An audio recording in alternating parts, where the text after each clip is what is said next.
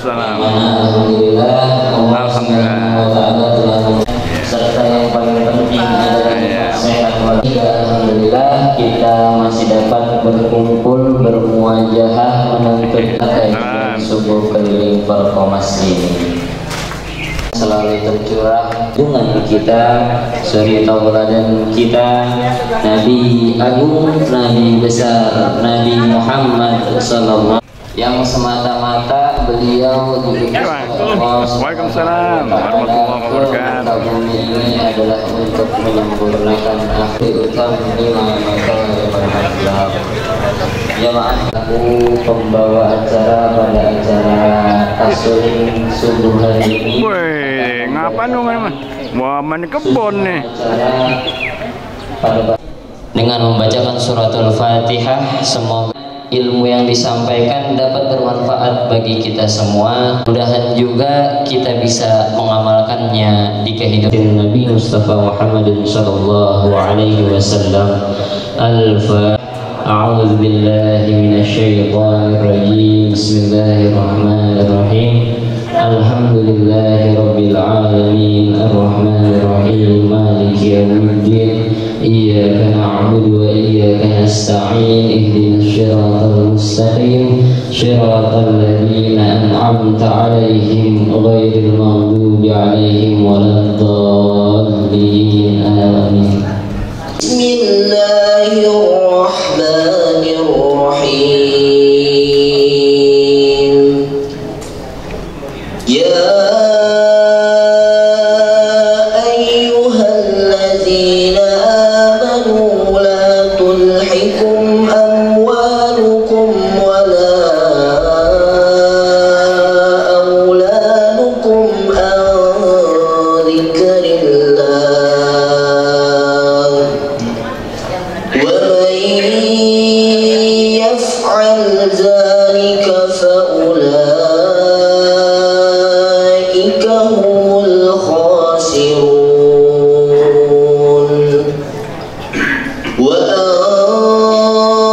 وأنفقوا مما رزقناكم من قبل أن يأتي أحدكم الموت فيقول رب لولا أخرتني إلى أجل قريب فأصدق وأكن من الصالحين ولن يؤخر الله نفسا إذا جاء أجلها والله خبير بما تعملون. صدق الله العظيم. Assalamualaikum warahmatullahi wabarakatuh. Kita yang mendengarkan dan yang membacanya mendapatkan syafaat di yaumil kiamah nanti. Amin amin ya rabbal alamin. Yang pembina Yayasan Baitur Rahman kepada Al-Mukarram Bapak Haji Safari kami persilakan.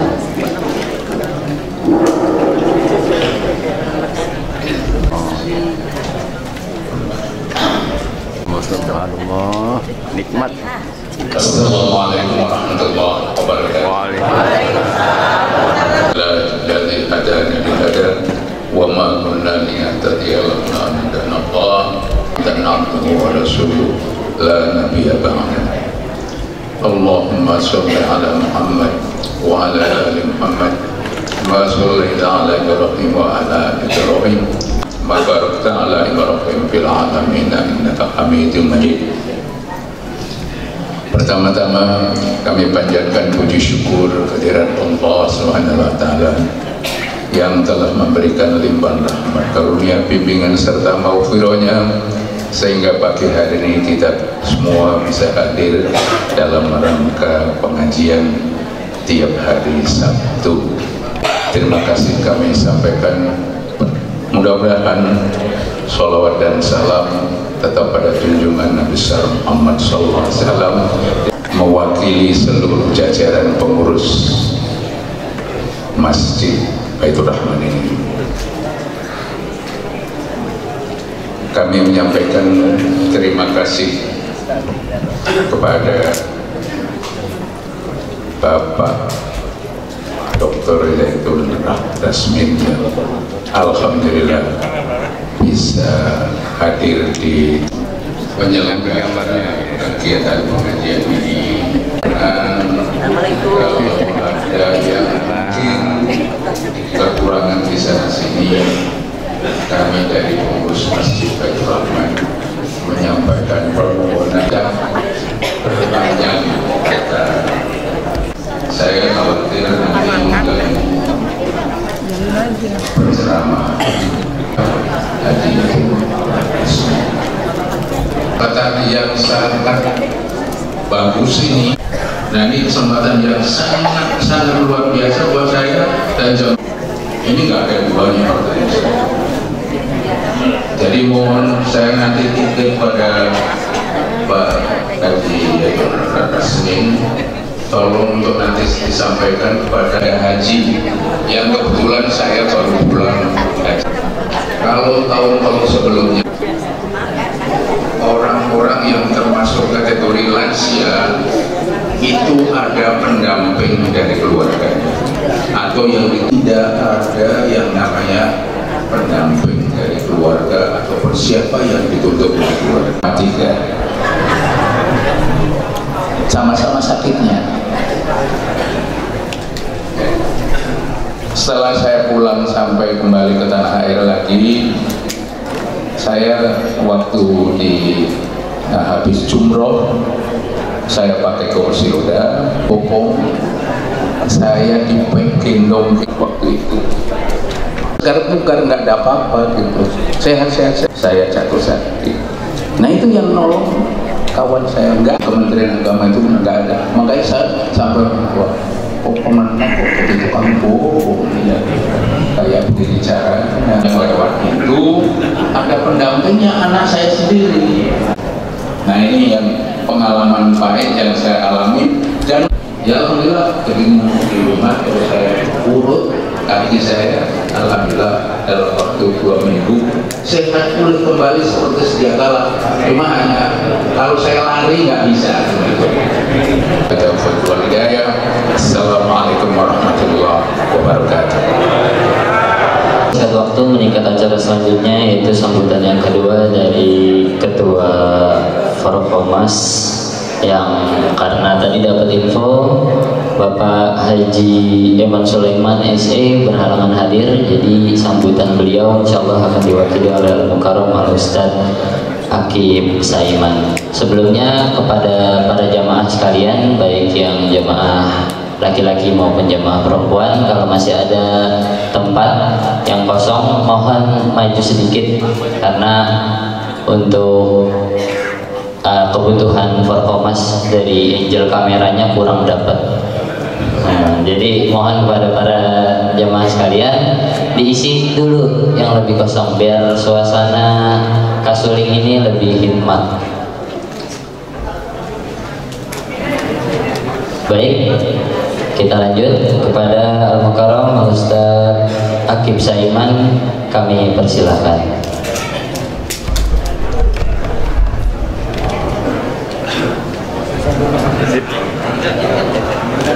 Assalamualaikum warahmatullahi wabarakatuh.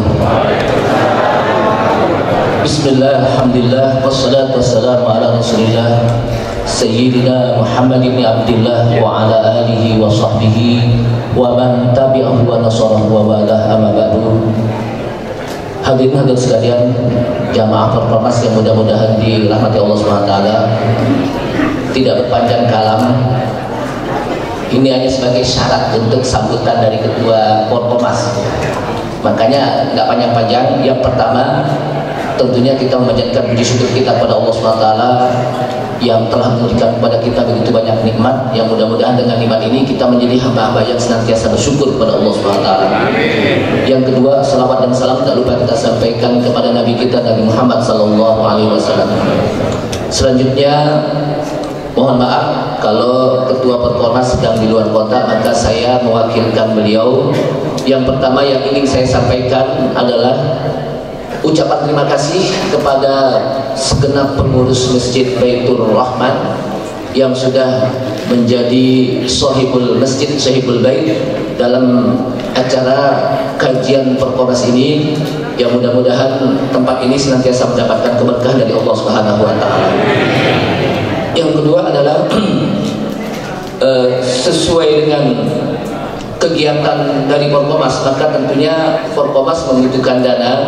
Maka oleh karena itu untuk segenap dari DKM dipersilakan untuk senantiasa memberikan infaknya kepada Forkomas agar Forkomas berjalan dengan lancar. Yang ketiga adalah insya Allah pada pertemuan yang akan datang Kasulim, sekaligus kita akan mengadakan bazar UMKM yang akan diadakan pada tanggal 9 September 2023 insya Allah di Masjid Al-Hidayah. Insya Allah di Masjid apa? Al-Hidayah di Kapling ya, yaitu di Jalan Taman Malaka Utara, Blok D6 RW 09, dengan penceramah insya Allah, yaitu Al-Ustaz Dr. Haji Mardani Alisera. Semoga kita bisa menghadirinya. Ini saja karena sambutan. Mudah-mudahan apa yang saya sampaikan bermanfaat. Wassalamualaikum warahmatullahi wabarakatuh.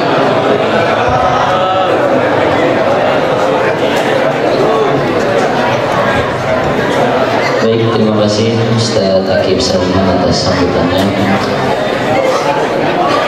Kemudian marilah sama-sama kita memasuki acara inti, yaitu insyaallah ada sedikit tausiah ceramah agama yang insyaallah akan disampaikan oleh guru kita bersama Dr. Haji Muhammad Zaitun Rasmin LC.MA dengan mengangkat tema sedekah dan infak membawa kebahagiaan dunia dan akhirat. Dan kami mohon juga untuk Ustaz Muhammad Zaitun Rasmin kiranya nanti ditutup sekaligus dengan pembacaan doa. Kepada Al-Ustaz Haji Muhammad Zaitun Rasmin LC.MA kami persilahkan. Assalamualaikum warahmatullahi wabarakatuh. Alhamdulillah wahda wassalatu wassalamu ala man la nabiyya ba'da wa ba'd. Ini saya mundur-mundurin karena gak enak nih sama orang-orang tua kita ya. Kalau di depan saya belakangi, ini pun gak enak saya di atas. Tapi izin bapak-bapak ya, izin saya di sini ya. Ini supaya gampang dilihat ya sama jamaah ya. Nanti kalau tidak mak-mak nanti susah dicari-cari. Alhamdulillah saya bersyukur pada Allah SWT bisa hadir kembali dalam pengajian Forkomas ya, Forkomas. Ya, alhamdulillah. Saya ingat itu 2 kali ya. Jadi alhamdulillah Forkomas ini panjang umur. Ya. Alhamdulillah, dan saya terus terang terharu. Ini terus bisa istiqamah ya. Semoga bertambah berkah ya, bertambah banyak lagi yang ikut dan menjadi qudwah, contoh bagi kelurahan-kelurahan lain. Kalau setiap kelurahan di Jakarta saja seperti ini luar biasa sekali ya. Ini jadi jadi ajang silaturahim ya, selain daripada bagaimana kajian ilmu ya. Dan saya sangat salut dengan konsep kasulingnya ya. Jadi bukan sekedar sholat subuh tapi kajiannya. Dan karena dia berpindah-pindah masjid dan ditunggu jamaah dari masjid mushola lain, maka memberi peluang kepada yang telat sholat subuh pun datang. Ya kan, biasanya kalau kajian subuh, biasanya kalau orang itu tidak sholat subuh di masjid, lewat dah. Ya, udah malu kan, tiba-tiba muncul, lo dari mana sih? Ya kan, ini kan. Nah sekarang karena memang kajiannya itu ada jeda menunggu orang datang, orang tidak perlu tahu dia tadi sholat subuh di mana, di masjid apa bukan, kan gitu ya. Dan itu lebih baik, karena kalau orang tidak sholat subuh di masjid lalu kemudian tidak ikut kajian, rugi dua kali. Kalau dia tidak sempat karena ketiduran ya, atau karena hal satu dan lain halangan, masih dapat kebaikan kajian. Ya, kajiannya itu malah yutraku kullu la yutraku kullu. Nah, saya insya Allah akan membicarakan lagi nih ke berbagai masjid insya Allah agar dihidupkan seperti ini. Bapak Ibu nggak keberatan kan? Ya, ini kan insya Allah jadi pahala Bapak Ibu. Kan man sanna sunnatan fil Islam. Siapa yang melakukan suatu kebaikan dalam Islam, maka dia dapat pahalanya dan pahala orang yang mengikutinya, tanpa mengurangi pahala orang-orang yang mengikuti itu. Ini kemahamurahan Allah Subhanahu wa ta'ala. Jadi ini kita usahakan untuk hidupkan, dan Masya Allah melubah sampai keluar nih ya. Dan ini juga satu kelebihannya, dengan keliling begini nanti para pengurus masjid musola ingin membesarkan masjid dan musolanya, ya kan? Supaya muat, minimal pasang hanggar di luar gitu kan. Ya, itu salah satu hal yang motivasi. Tema hari ini memang tentang sedekah ya, tapi 2 hari ini ada peristiwa-peristiwa yang begitu cepat di negeri kita. Betul apa betul? Nampaknya semua mengikuti nih. Mak gimana mak? Dengar gak? Atau ikuti tidak berita dari kemarin nih, dari hari Kamis malam? Tentang apa lagi kira-kira? Tentang apa Bu? Tentang Anies katanya. Ya. Ini jangan-jangan semua pecinta Anies. Ini mohon maaf nih, saya nggak kampanye, nggak. Saya cuma nanya doang. Ya. Baik. Jadi dengan peristiwa itu, saya ini mau izin yang mohon maaf Forkomas, temanya saya rubah ya. Saya akan membahas tentang pentingnya komunikasi, pengendalian emosi, komitmen, dan tidak lupa budi orang ya. Itu yang saya mau bahas insya Allah hari ini, karena ini sangat penting. Walaupun materi yang lain, saya dikontak oleh pengurus Forkomas, Ustaz, apa kira-kira temanya? Saya bilang silakan panitia pengurus yang berikan tema ya. Nah makanya saya minta izin nih, karena udah minta dikasih tema kok. Tapi sebelumnya saya minta persetujuan dulu.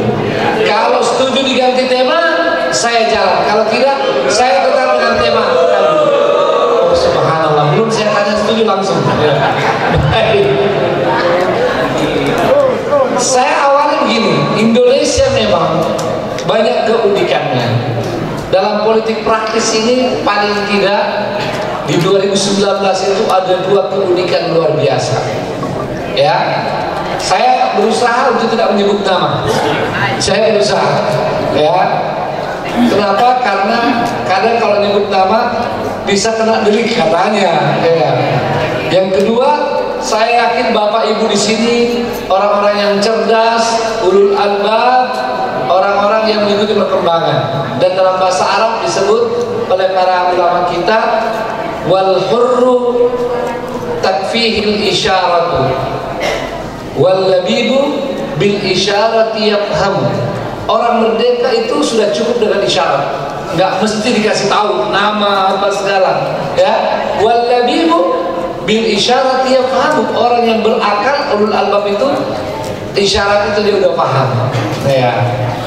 paling tidak banyak sebetulnya, banyak hal, tapi paling tidak ada dua yang fenomenal di 2019. Apa itu? Ada cawapres dibatalkan hanya 2 atau 3 jam sebelum pengumuman. Nah, kalau ibu bapak ada yang belum tahu, nah nanti bisi-bisi aja sama temannya, siapa ya? Itu sudah orang udah pada tahu sebetulnya, betul? Ada kasihan tuh cawapres, udah sepakat pertemuan terbatas cuma beberapa orang saja. Saya nggak mau sebut di mana. Kalau sebut di mana udah ketahuan gitu, ya. Jadi sudah pulang, tinggal tunggu pengumuman di TV. Mungkin juga sama keluarga, ya, suruh pakai baju yang tertentu gitu. Diumumkan lah yang jadi cawapres. Itu satu fenomena dulu. Fenomena kedua, ada capres, harus salah sih capres. Ada orang didukung habis-habisan, ya, oleh pendukungnya. Nah, setelah selesai, saya nggak bilang banyak, terus gabung dengan yang sebelah. Itu dua fenomena yang luar biasa, ya. Nah, baru-baru ini ada di berita mulai hari Kamis malam bahwa muncul istilah ada bacapres dengan partainya dianggap mengkhianati teman ya sekoalisinya. Maka terjadi ekspresi kekecewaan dan kemarahan. Lalu tadi malam sudah diumumkan bahwa bye-bye, ya, selamat tinggal, ya. Tapi dari sebelah kedengaran, ya sebetulnya kita sudah coba hubungi juga, ya. Ini sudah mulai ada. Saya tidak akan sebut-sebut nama, ya, insya Allah orang sudah paham. Karena yang paling penting nanti pelajaran di dalamnya. Kalau sekedar tentang mengulas berita ini, itu pengamat politik. Saya bukan pengamat politik. Saya ini ustadz. Ustadz itu salah satu tugasnya adalah bagaimana fenomena yang ada dijelaskan secara syar'i. Ya, dijelaskan bagaimana secara kebenarannya. Begitu kan, Bu? Begitu ya, Pak? Nah, ini yang paling penting. Jadi saya hanya ini penghantar supaya lebih nyambung gitu, ya. Nah, jadi itu fenomenanya. Sekarang saya ingin masuk pada pelajaran penting. Yang pertama, fenomena-fenomena ini menunjukkan sesuatu yang sangat disayangkan, ya. Dari sisi komunikasi, ada pola komunikasi kita yang tidak bagus, ya. Dan sayangnya ini seolah-olah akan menjadi contoh bagi masyarakat dan termasuk generasi muda kita. Apa itu? Komunikasi yang seolah-olah tidak nyambung, seolah-olah buntu, dan nanti diketahui melalui media. Ya, apa salahnya seseorang yang misalnya sudah terlanjur dijanji, misalnya nih, ya, lalu diberitahu baik-baik, begitu, ya, tahu baik-baik. Ya memang kalau diberitahu pasti nggak enak, ya, udah dijanji kok, ya. Tapi kalau diberitahu tidak jadi, masih lebih baik daripada tiba-tiba di media tidak jadi. Ibarat seorang gadis sudah dilamar, ya, udah siap-siap, pas di pelaminan ada perempuan lain, marah nggak lu? Pasti, ya. Atau laki-lakinya pas di pelaminan lari, Itu baru-baru kejadian, saya lupa di provinsi mana. Terpaksa adiknya yang ganti. Ya adiknya mah senang-senang aja. Dia mempelai laki-laki ini entah kenapa, ya pas sudah mau angkat malah dia lari. Karena keluarga tidak mau malu, adiknya segera dibujuk, mau nggak dikawinin? Adiknya bilang, ya demi menutup malu keluarga, dan dia juga dalam hati, ya fine aja dia, nggak perlu susah-susah dia. Ya. Ini nanti jadi panjang ceramah kita. Tapi kata protokol tadi ceramah singkat. Gimana nih? Terus ya. Jadi ini masalah komunikasi. Kenapa? Dan ini banyak di fenomena kita. Ini mohon maaf, ini yang saya anggap penting untuk kita bahas. Bahwa kita mesti introspeksi, kita mesti muhasabah.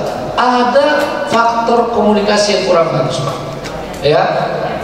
Pertama kita tentu komentari yang dipertontonkan oleh elit politik. Dan ini bukan sekali dua kali. Banyak yang bisa dibicarakan. Kok semua bicara di media? Seolah-olah segala sesuatu itu curhatnya di media. Nah sekarang ini jadi tren. Jadi tren. Ada istri yang marah sama suami ngomong ke media. Ya, karena benar-benar itu sudah tidak ada jalan lain dan artinya sudah harus berakhir hubungannya. Ya walaupun tidak bagus tapi kadang-kadang dimaklumi. Yang masalah udah ngomong di media besok baikan. Itu baik apa tidak, Bu? Tidak baik. Iya, udah ngomong ke media nih, udah curhat macam-macam, malah cerita mau didolimi sama suaminya, ya kan? Ini udah mau besok-besoknya udah baikan. Jadi seolah-olah mempermainkan perasaan masyarakat. Ya. Kan begitu. Nah, yang masalah ini mohon maaf bukan ibu-ibu di sini. Kalau sini mah alhamdulillah. Banyak ibu-ibu perempuan yang baperan. Ya. Sampai orang sudah baikan pun dia marah lagi. Kenapa baikan? Seolah-olah bilang, nah sebetulnya bukan baikannya yang salah itu, tapi karena perasaan ibu-ibu yang telah diaduk-aduk, jadi terus marah. Yang salahnya itu kenapa lo curhat di media yang seperti itu? Istrinya bersalah, terus dia curhat di media. Nah kalau istri bersalah, yang pertama salah, yang pertama bertanggung jawab itu Anda, karena laki-laki adalah pemimpin. Dan kalau membuka aib istri sama dengan membuka aib sendiri. Dan memang sudah begitu hukum Allah SWT. Dan ini hukum di alam semesta, di dunia. Pemimpin, andaikan ada anak buah yang bersalah, ya, tidak pantas pemimpin itu yang membuka aib anak buahnya. Ya. Nah ini persoalan komunikasi. Ini mengapa? Karena tidak terbiasa kita dari kecil diajar untuk komunikasi, ya, untuk mengungkapkan apa yang kita rasakan, ya, secara langsung. Kadang-kadang kita dihambat. Kalau ada anak-anak yang suka ngomong sama orang tuanya, bilang, lu cerewet amat sih, ya, setiap ada jalan, itu yang pertama menghambat komunikasi. Ya, sehingga dia terpendam dan kemudian tidak terarahkan. Padahal kalau dari awal anak-anak ini diarahkan dengan baik, kalau dia ngomong namanya anak kecil, biar saja dia ngomong, ya, dengarkan, terima, lalu kemudian nanti diarahkan sedikit-sedikit. Begitu juga dalam kehidupan rumah tangga, persoalan komunikasi ini sering mengalami kebuntuan. Jadi suami, ya, sering tidak mengungkapkan pada istri apa yang dia ingin kerjakan, ingin dia lakukan, ya. Dan dalam pikirannya selalu, masa yang begitu aja dia tidak tahu, kan gitu. Tiba-tiba istrinya nanya, ya ini apa dalam urusan usaha, kerjaan, urusan di rumah, ya yang paling kecil-kecil di rumah nih, tiba-tiba aja dia beli sesuatu, ya. Hanya karena pas ada uangnya, ada promosi diskon di toko. Dia bilang, ini bagus untuk istri saya nanti, ya. Ya biasalah bapak-bapak kalau ada diskon, ya, apalagi alat elektronik. Pulang ke rumah, istrinya bilang, ini untuk apa? Tidak cocok untuk kita nih. Ya, kalau di kampung katanya ada tiba-tiba langsung beli kulkas padahal tidak ada listrik. Ya, gitu, ya. Ini kenapa tidak komunikasi? Ya. Nah sebaliknya ibu-ibu kadang-kadang begitu, baru lihat sesuatu yang berubah pada suaminya, itu langsung ekspresikan dengan protes keras, ya. Protes keras. Dan kalau dilihat anak-anak, ini juga menjadi sesuatu yang kurang baik. Walaupun memang kita bapak-bapak harus tahu, ibu-ibu itu, ya, istri-istri kita karena memang dari awal kodratnya lebih dominan perasaan, ya, dan kodratnya bahwa hubungan suami ikatan perkawinan dalam Islam, ya, bahkan secara umum di dunia ini adalah, ya, perempuan itu monogami, selalu ada perasaan insecure, merasa tidak aman, ya. Ini jangan dilupakan, apalagi perempuan tahu bagaimana laki-laki ini bisa berubah, ya, atau cepat berubah, yang lebih tepat. Kalau bisa berubah, semua orang bisa berubah. Tapi perempuan itu terbawa dalam perasaan, pikiran bahwa laki-laki cepat berubah, ya. Kalau masih pengantin baru, ya, mungkin suaminya sering-sering bilang, dunia ini hanya milik kita berdua. Tapi belum setahun udah gak kedengaran lagi itu. Kalau istrinya sampai mau mati pun merasa seperti itu. Jadi ada insecure. Jadi kadang-kadang bertanya harus dimaklumi.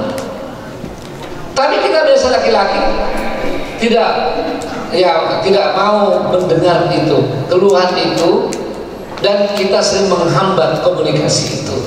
Nah ini biasa aja meledak. Ini contoh-contoh saja, ya. Mohon maaf ini takut waktu, itu ada jam bicara, ya. Baik. Jadi masalah komunikasi saya akan lebih jauh nanti kalau memang diperlukan, ya. Itu yang pertama, persoalan komunikasi. Padahal komunikasi ini sangat penting dalam hubungan interaksi kita antar siapapun, antar kawan, antar keluarga, saudara, suami, istri, termasuk pada anak-anak. Kunci bisa baiknya hubungan kita, bisa kuatnya hubungan kita kalau komunikasi baik, Pak. Ya, dan Islam, din, agama, komunikasi luar biasa. Begitu pentingnya komunikasi sampai Allah Subhanahu wa taala, Maha Kuasa, Maha Pencipta, ya, itu kemudian membawa syariat ini kepada manusia dalam bentuk komunikasi. Sering ada dalam Quran, ya, ditanyakan afala tatafakkarun, afala taqilun, ya, tanya banyak. Dan bahkan ada Allah SWT pilih mewakili manusia untuk berkomunikasi langsung dengan Allah Subhanahu wa taala padahal masih di dunia, ya, masih di dunia. Contohnya Nabiullah Ibrahim alaihissalam, Nabiullah Musa alaihissalam, dan Nabi kita Nabi Muhammad SAW. Dan mungkin masih banyak Nabi dan Rasul yang tidak diceritakan pada kita. Tentang Nabi Ibrahim, bagaimana Allah SWT tidak marah ketika ditanya oleh Nabi Ibrahim. Ya, ditanya oleh Nabi Ibrahim, ya, perlihatkan ya Allah bagaimana engkau menghidupkan yang mati. Saya tidak usah baca ayatnya dulu karena takut kepanjangan waktu. Allah cuma tanya, kau belum yakin Ibrahim? Tidak ya Allah, saya sudah sangat yakin, tapi saya ingin lebih tentram hati. Lalu Allah SWT perlihatkan yang lebih besar dari itu adalah Nabi Musa alaihissalam minta, ya Allah bagaimana saya bisa melihat engkau. Ya, nih kita kira-kira nih ya, kalau sama anak kita sesuatu yang sudah jelas, ya, sesuatu yang sudah jelas kita udah sampaikan ke dia, dia yakin, lalu tiba-tiba anak kita minta seolah-olah tidak percaya pada kita, kira-kira apa yang kita lakukan? Kebanyakan jewel telinganya. Ya. Allah SWT tanya Nabi Musa bahwa kau tidak akan bisa melihat, tapi tidak mengapa. Ya, lihatlah ke gunung itu. Ya, kalau gunung itu nanti bisa tetap di tempatnya, kau akan melihat aku. Ketika Allah SWT tampakkan dalam riwayat tafsir itu cahaya di gunung itu hancur lebur. Allahu Akbar. Ya, ini kemahakuasaan Allah Subhanahu wa Ta'ala.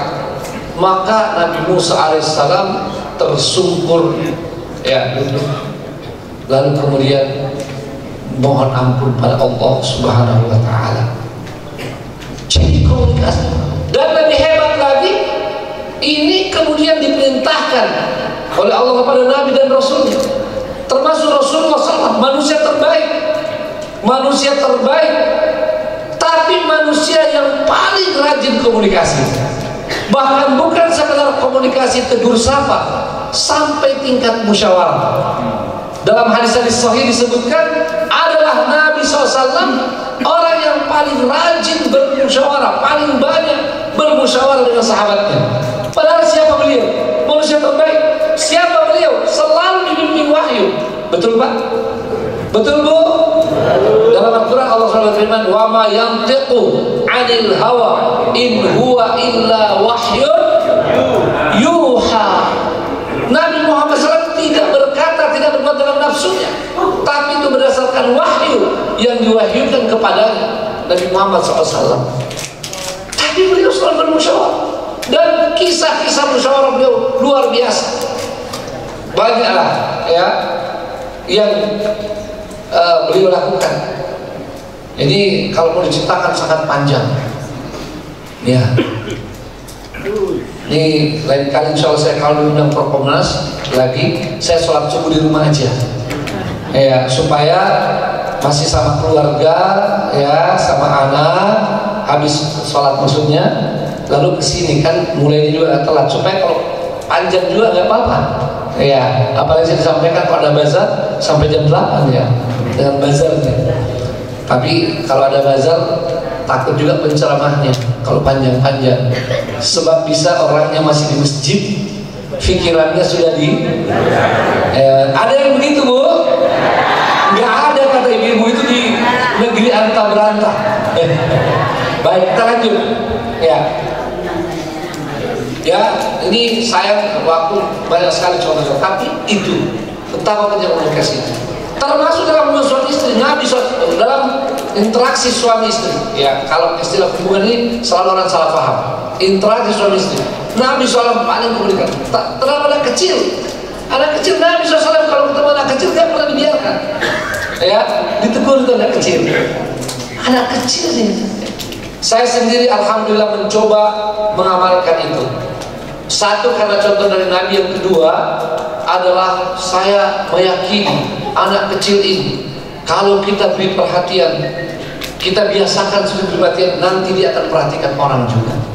Saya dimanapun, ya alhamdulillah selama saya masih ada waktu walau sedikit, saya salami pada anak kecil. Saya paling tidak siapa namanya nih, Mujahid ya. Kalau saya selesai khutbah Jumat, ada anak-anak kecil di situ, saya upayakan untuk datang menegur itu. Ini anak kecil yang di depan saya, siapa namanya? Ini yang baju hijau.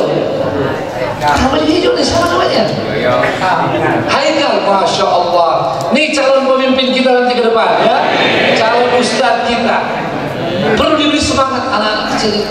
Bayangkan anak kecil kalau di masjid lalu kita sapa, jadi senang dia, pengen ke masjid lagi. Coba kalau anak kecil baru sedikit ribut kita dengan melotot, dia merasa wah tempat yang paling tidak menyenangkan itu di masjid. Kenapa? Orangnya nggak ramah. Ayo anak kecil lagi kita, siapa namanya? Ini Haikal. Kalau yang di sana siapa?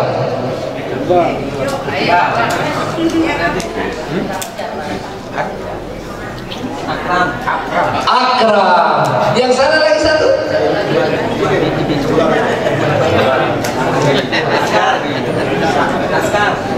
Askar. Alhamdulillah.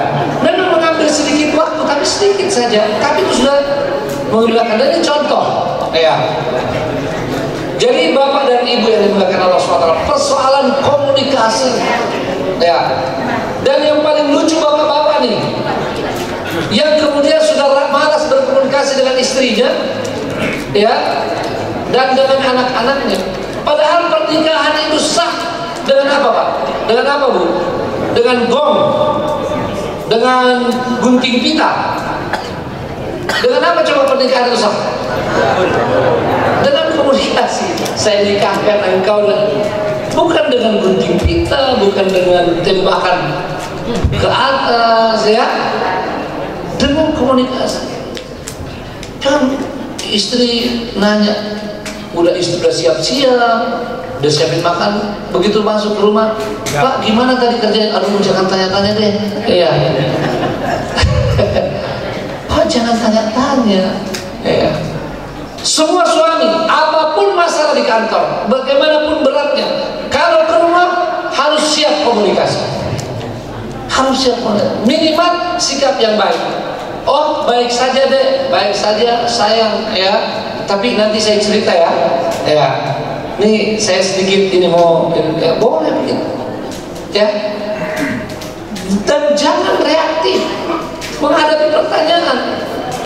Ya. Ada yang bilang, tapi kan saya Ustaz udah sibuk dan tadi ada pusing di kantor, pusing di pasar. Itu urusan kita. Ya, itu masalah kita. Istri di rumah kalau tidak tahu ya, dan salah sendiri, kenapa tidak beritahu? Sekarang sudah ada WA, ya kan boleh kita WA. Ma, sayang, dek, saya tadi sedikit ada masalah di kantor di pasar nih, agak sedikit pusing. Jadi kalau nanti di rumah, mungkin saya langsung istirahat. Ibu-ibu senang nggak kalau ada berita begitu? Senang nggak kalau dikasih berita oleh suami? Ibu-ibu sih agak lain kan? Kalau tempat lain langsung senang Ustaz. Senang nggak ibu-ibu dari kantor, dari pasar di WA sama suaminya sekedar ngasih berita? Nggak senang gue. Suami orang. Wah luar biasa ibu-ibu tidak senang. Di mana-mana perempuan itu walaupun sekedar WA, saya sehat Bu, Ma, sayang ya, senang banget ya. Apalagi kalau diberitahu bahwa saya tadi ada masalah, istri paling senang. Kenapa? Karena dianggap sebagai teman, segera berbagi ya. Suami saya ini benar-benar perhatian sama saya. Bukan yang senang saya tidak sampaikan, yang sudah juga sampaikan, berbagi dengan teman. Nah ini kita masih bahas masalah komunikasi. Baik, yang kedua adalah pengendalian emosi. Pengendalian emosi. Saya terus terang, walaupun misalnya saya suka pada seseorang, ya, yang katakanlah saya idolakan, saya akan dukung dalam masalah politik, tapi saya harus objektif. Kalau hal yang saya anggap bahwa ini ternyata kurang dari sisi komunikasi, saya sampaikan. Cuma saya tidak mau menyebut nama kalau di masjid. Ya, saya menilai ini faktor komunikasi. Walaupun kita masih menunggu juga masih menunggu nanti bagaimana kronologinya. Tapi kalau kejadiannya seperti itu, ya ini kita tentu harus katakan dan kita mesti ajarkan pada umat, komunikasi harus diperbaiki. Tapi yang kedua, walaupun komunikasi harus dijaga, tapi kita yang merasa korban dari buruknya komunikasi, jangan emosional. Betul apa betul Pak? Ya, misalnya nih, kita punya teman, kita sudah punya kesepakatan tentang sesuatu, lalu tiba-tiba dia berubah tanpa kita diberitahu, ya, ini tanpa kita diberitahu, dan kita memang belum ketemu Bu, belum. Lain halnya kalau kita sudah ketemu, kita belum pernah ketemu nih, ya, telepon WA belum ada juga, tapi kita sudah ada berita dari media atau dari orang lain, dia sudah berubah. Sikap kita apa Bu? Langsung marah? Sekali lagi, Bapak Ibu, langsung marah? Tidak. Ya kenapa? Kita kendalikan diri kita dulu. Jadi di satu sisi kita bicarakan pentingnya perbaikan komunikasi, tapi di sisi lain pentingnya pengendalian emosi. Jangan reaktif. Apalagi kalau belum pernah ketemu. Dalam kaidah disebutkan oleh para ulama, al-ghaibu udruhu ma'ahu. Orang yang belum ketemu, udur dia, alasan dia itu masih dia bawa. Sabar. Ya. Tentu kalau sudah ada waktu diupayakan dan sebagainya, itu lain lagi. Tapi kalau belum pernah ketemu, tiba-tiba baru 1 jam, 2 jam, sehari kita dapat berita, tiba-tiba kita sudah bereaksi marah dan menyerahnya lagi ke media. Nah ini yang tadi saya katakan, teman kita yang bersalah, kita baru dengar-dengar dari orang, tapi kita yang merasa korban tiba-tiba ngomong ke media. Kira-kira kalau berita itu tidak benar, siapa yang malu? Siapa yang malu? Diri sendiri. Dan bukan masalah malu saja, ini bisa menjadi sebab hal yang merugikan diri kita dan mungkin juga kelompok kita. Jadi perlu ini, jangan tiba-tiba mengekspresikan kekecewaan sesuai dengan langsung begini. Kalau ada yang tanya, Ustaz, tapi kalau orang kecewa boleh apa tidak? Boleh, sangat manusiawi. Ya, maka ketika saya mendengarkan ungkapan kekecewaan itu, saya sama sekali tidak menolak. Bahkan saya mengatakan wajar. Tinggal bagaimana mengungkapkannya. Ya, haruskah di media atau kita ungkapkan kepada teman kita? Ini yang masalahnya. Ya, kita tidak terbiasa mengungkapkan kekecewaan dengan cara yang benar, maka berujung pada emosi. Nah, sebelum untuk pengendalian emosi yang pertama, mari amalkan syariat kita. Apa itu? Husnudzan, bersangka baik dulu, ya, bersangka baik. Nabi SAW sudah mengingatkan bahwa bersangka baiklah dan jangan sekali-sekali bersangka buruk. Para ulama mengatakan dalam menjelaskan ayat dan hadis tentang sangka baik ini, marilah setiap kita muslim memikirkan kemungkinan ya yang menyebabkan saudara kita itu salah pada diri kita. Ya, iltamis li akhika udran. Kita ini kadang-kadang sebaliknya, belum jelas salahnya saudara kita atau baru dengar salahnya, tiba-tiba yang kita pikirkan semua salahnya yang dulu, semua kelemahannya yang tidak pernah kita bicarakan, tapi kita langsung ungkap. Memang dia A, B, C, D, E. Memang ada teman saya yang bilang dia itu tidak. Kenapa ini yang buru-buru? Ini terbalik dengan nasihat para ulama. Kalau para ulama bilang, kalau ada sesuatu yang buruk terjadi dari saudaramu pada dirimu, ya, pikirkan dulu sebelum ketemu nih, kan belum ketemu. Sebelum ketemu, maka pikirkan dulu kemungkinan baiknya, artinya kemungkinan yang jadi udzur dia, jadi sebab kenapa dia begitu. Boleh saja yang kita pikirkan itu bahwa mungkin tidak begitu, atau kita bilang dampaknya sudah benar, dia itu salah, tapi kita pikirkan lagi, oh dia salah karena ini, mungkin karena terpaksa atau karena dia lupa. Ini termasuk dalam hubungan suami istri. Maka Bapak Ibu, kalau ini diajarkan dengan baik pada pasangan-pasangan, insya Allah bisa mengurangi problema rumah tangga. Sebab kebanyakan masalah rumah tangga yang berakhir pada perceraian itu pada komunikasi dan pada pengendalian emosi, di mana hilang persangkaan baik itu. Nah ini perlu dijaga. Yang kedua adalah bagaimana reaksi. Orang mengungkapkan boleh, tapi jangan berlebihan. Misalnya nih, terlanjur ungkapkan kecewaan, ya, dan sudah bukan pada tempatnya. Kan pada tempat itu, Pak, Ibu, kalau kita mau curhat pun, mau ungkapkan kecewaan, kepada siapa yang tepat? Media, orang di pinggir jalan, atau pada siapa? Ibu, Bapak. Pertama pada Allah, yang betul itu. Subhanallah, ini anggota Perkomas luar biasa. Iya benar sekali. Keluhan pertama sebaiknya kepada Allah SWT. Dan ini para nabi, ilallahi nashtaki, ya, ilallahi ashku, seperti itu. Nah sekarang kalau pada manusia, pada siapa? Pada siapa?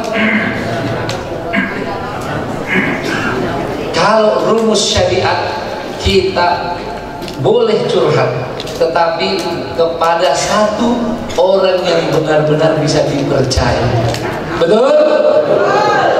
Yang kedua, orang yang benar-benar bisa membantu.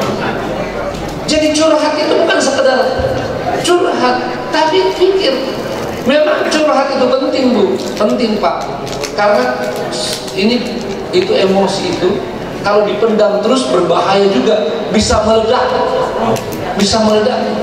Kalau ibu-ibu kadang-kadang cuma piring yang terbang, ya. Kalau bapak-bapak bisa dahsyat, memang bapak-bapak jarang bertindak. Tapi kalau emosinya itu meledak, bisa lebih fatal, ya. Bisa sampai pada penghilangan nyawa. Makanya jangan kita anggap sepele dan atau kita anggap aib kalau ada orang yang mau curhat, termasuk laki-laki. Jangan dong nih cengeng nih, enggak, asal tepat orang tempat curhatnya dan waktunya, ya, tepat, bukan di setiap tempat dan di setiap orang. Ada yang bilang, Ustaz, emang boleh laki-laki nangis? Boleh. Ibu-ibu, boleh kan bapak nangis? Boleh. Ada contohnya. Nabi nangis bertahun-tahun. Pasti bapak ibu sudah ingat. Siapa Nabi nangis bertahun-tahun? Itu sakit bertahun-tahun. Ayo sudah dekat-dekat. Tadi sudah dekat betul. Mirip-mirip namanya. Nabi Yakub alaihissalam. Jadi kalau ada bapak yang sedih, jangan bilang, ini kayak perempuan nih, kayak cewek nih. Dan ini salah satu kelemahan dalam pembinaan kita, anak-anak kecil. Kalau ada laki-laki seolah tidak boleh menangis, itu salah. Kalau dia nangis saja, tidak apa-apa. Cuma kita ini nanti mengalahkan dia. Karena begini, anak kecil itu dia lebih banyak pada insting, perasaan. Mau cewek, mau cowok, ya, namanya anak kecil. Semakin berkembang manusia itu, akalnya akan semakin berkembang pula mengontrol perasaan. Di laki-laki nanti, ini kalau lihat ceramah Ibu Aisyah Dahlan tentang otak laki-laki perempuan, itu sangat jelas. Nanti otak laki-laki lebih besar sehingga lebih kuat mengontrol perasaan. Otak perempuan nanti itu dia lebih kecil dari laki-laki, maka perasaan lebih kuat. Dan ini semua dari Allah SWT. Jangan menyalahkan perempuan karena perasaannya. Ada yang bilang, wah, ini kamu selalu perasaan. Itu perasaan dari mana? Dari Yang Maha Kuasa.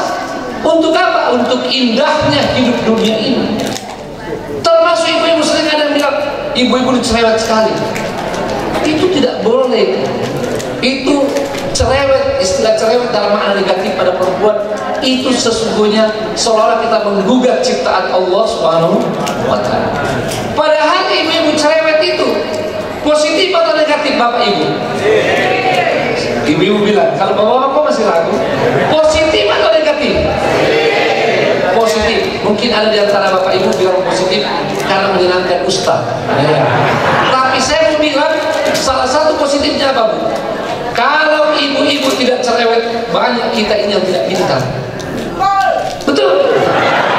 Ya, sebab yang namanya kepintaran itu dimulai daripada banyaknya memori kalimat-kalimat masuk dalam pikiran. Malah sekarang di barat dikembangkan bagaimana ibu-ibu lebih cerewet. Iya. Jadi masih bayi anaknya, masih bayi mau disusui dia ngomong, padahal anaknya nggak bisa jawab. Ya, sekarang nyusun, ya, sekarang mandi, diomongin terus. Apalagi kalau udah pakai Islam, kita Bismillah, ya, kita. Mungkin bapak-bapak bilang, kamu cerewet amat sih, bayi kok diajak ngomong. Padahal itu ternyata merupakan salah satu jalan menambah kecerdasan. Ya. Jadi sangat penting. Termasuk apalagi mengungkapkan perasaan. Kalau ada istri kita yang mengeluh, yang curhat, terima. Lebih bagus dia curhat ke kita daripada curhat ke tetangga, apalagi media. Dan jangan kita ini bapak-bapak, suami-suami, atau bapak-bapak pada anak, suami-suami pada istri, selalu menganggap, aduh Ustaz, kalau diberikan dia curhat nanti habis waktu kita, dan dia akan jadi kebiasaan. Ini kita salah, karena dia tidak menggunakan apa yang Allah berikan kepada diri kita. Perempuan itu yang pertama sekali yang mereka ingin adalah didengarkan. Betul? Sebetulnya kita pun juga begitu. Sebagai anak buah, coba kalau kita di kantor, bapak-bapak di kantor, tolong nih, bapak-bapak yang masih kerja di kantor, bapak-bapak, bukankah salah satu kebutuhan bapak-bapak pada pimpinan mau didengar? Betul? Senang nggak kalau tiba-tiba bapak, Pak, apa pendapatnya? Senang nggak ditanya sama pimpinan? Senang, karena memang itu kebutuhan manusia didengarkan. Nah, istri itu dibawa ke pimpinan kita, mari dengarkan. Tapi dengarkan saja tidak cukup, perlu ada penerimaan. Apalagi ini pengungkapan perasaan, terima perasaannya. Bapak-bapak kalau ada istri mengeluh, langsung pikirannya ngasih solusi. Ya, ini istri di rumah, aduh ya Allah, saya tadi ini, anakmu ini, aduh, saya urusin sambil saya juga nyuci, masak, belum lagi ini. Bapak-bapak langsung bilang, oke, besok saya ambilkan pembantu. Ya. Perempuan bagi bapak-bapak bilang, oh pasti istri saya akan senang karena saya kasih solusi. Bukan itu yang diminta pertama. Walaupun mungkin akan menyenangkan, tapi bukan. Yang pertama, hargai dulu, terima dulu perasaannya, ya, terima, beri empati, beri empati. Ini saya sengaja sampaikan karena dalam masalah politik yang saya ikut sampai tadi malam, saya terus terang sedikit agak kecewa karena ternyata banyak politikus kita empati ini hilang. Kadang-kadang orang teman kita salah paham pada kita dan dia sangat kecewa. Jangan tiba-tiba bilang, lah kau sendiri yang salah, kenapa kamu salah paham? Mestinya dulu empati, ya, diempati dulu dan tidak lama. Begitu juga dengan istri, empati dulu perasaannya. Nah setelah itu lalu kemudian bicara. Biasanya ini menurut teori dan saya kadang-kadang praktekkan di rumah. Istri itu kalau sudah diterima perasaannya, diempati, solusinya dia dapat sendiri. Ya, dia dapat sendiri solusinya. Atau dia sudah tahu solusinya. Ini saya tidak tahu ibu-ibu di sini. Saya mau tanya, ibu-ibu, kalau ibu-ibu biasa mengeluh pada suami, ibu-ibu tidak tahu solusi atau ingin mengungkapkan perasaan saja? Mereka berusaha. Kebanyakan dengan perasaan. Solusinya tahu. Jangan bilang, lah kamu yang salah, harusnya kamu atur dong. Pagi-pagi urus anak, setelah itu baru masak.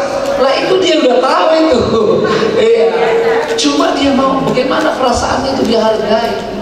Dan memang di masyarakat kita sampai hari ini sangat disayangkan.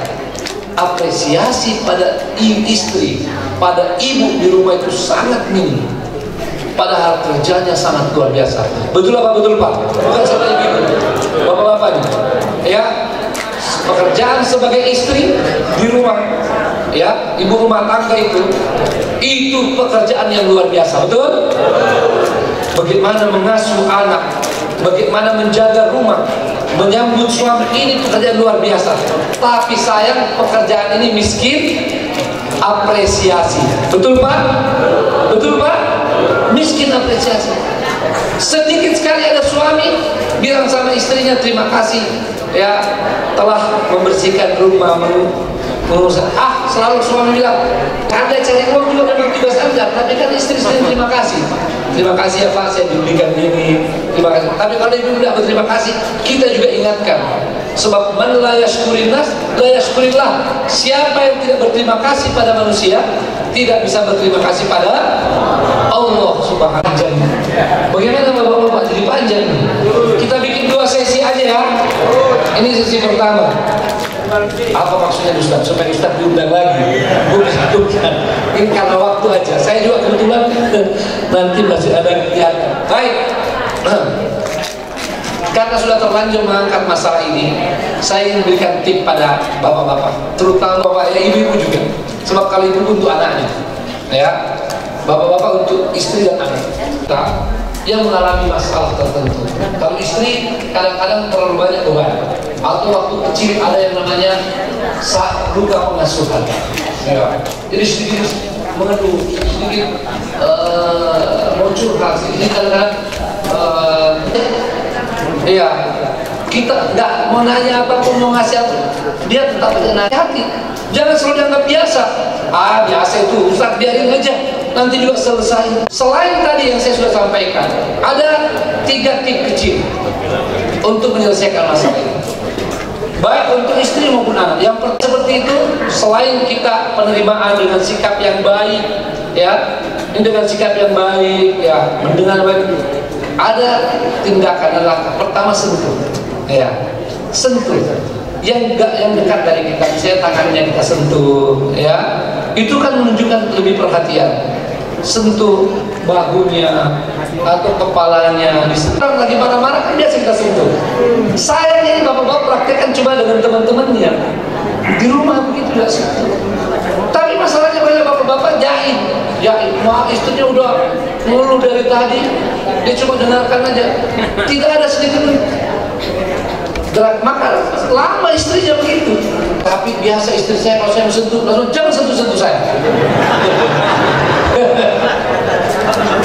Maka suami ini bilang, ya udah. Iya, reaksi itu reaksi yang biasa dari perempuan ke kita. Jangan dipaksa juga. Mundur sedikit juga bereaksi. Ya. Yang kedua, tidak cukup sentuhan saja, sentuh tangan, usap. Ya, diusap kepalanya. Itu akan lebih mempercepat itu. Ya, mempercepat. Usap kepalanya, usap pundaknya. Ya. Kemudian yang ketiga, dekat. Ya, termasuk anak kecil. Didekat. Ya. Dengan perasaan yang benar-benar ingin memunculkan kedamaian. Ini sangat penting sekali. Nah, bayangkan kalau para ahli politik kita bisa memahami seperti ini. Ya. Di satu sisi bisa mengendalikan emosi, di sisi lain ada yang bisa empati. Maka akan terjadi kehidupan yang harmonis insyaallah. Sayang sekali waktu terbatas.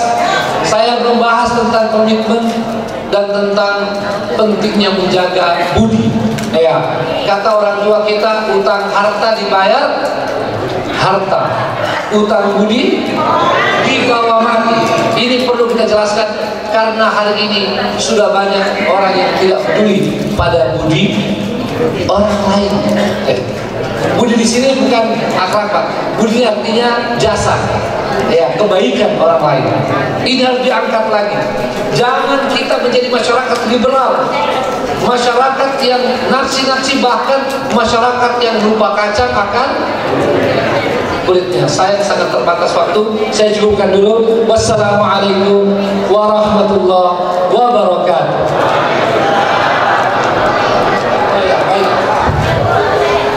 Saya minum dulu. Sampaikan bermanfaat, masuk ke dalam pikiran dan hati kita, membentuk karakter kita, kita bisa amalkan dan menjadi pahala di sisi Allah Subhanahu wa taala. Allahumma ighfir lil muslimina wal muslimat wal mu'minina wal mu'minat al ahya'i minhum wal amwat innaka sami'un qaribun mujibud da'awat ya qadiyal hajat. Allahumma a'izzal Islam wal muslimin, Allahumma a'izzal Islam wal muslimin, Allahumma a'izzal Islam wal muslimin, Allahumma ansuril muslimina fi kulli makan, Allahumma ansuril muslimina fi kulli makan, Allahumma ansurhum fi Palestin wa fi Myanmar wa fi kulli makan ya arhamar rahimin. Allahumma la tusallit alaina bidunubina man la yakhafuka fina wa la yarhamuna ya Allah ya Rahman ya Rahim. Jangan jadikan berkuasa di atas kami Allah orang-orang yang tidak takut kepadamu dan tidak mencintai kami. Ya Allah ya Rahman ya Rahim, berikanlah kepada kami pemimpin yang terbaik, pemimpin yang takut kepadamu, pemimpin yang sayang kepada kami, pemimpin yang akan berusaha mensejahterakan rakyatnya, menegakkan keadilan, menegakkan kebenaran, dan tidak takut kepada siapapun selain kepadamu ya Allah ya Rahman ya Rahim. Rabbana atina fid dunya hasanah wa fil akhirati hasanah wa qina adzabannar. Wa sallallahu ala nabiyyina Muhammadin wa ala alihi wa sahbihi wasallam walhamdulillahirabbil alamin. Wassalamu alaikum warahmatullahi wabarakatuh.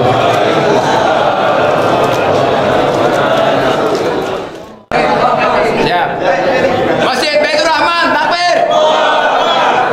Selamatkan Indonesia, takbir. Kalau ibu sih, karena ibu udah terlalu bebas.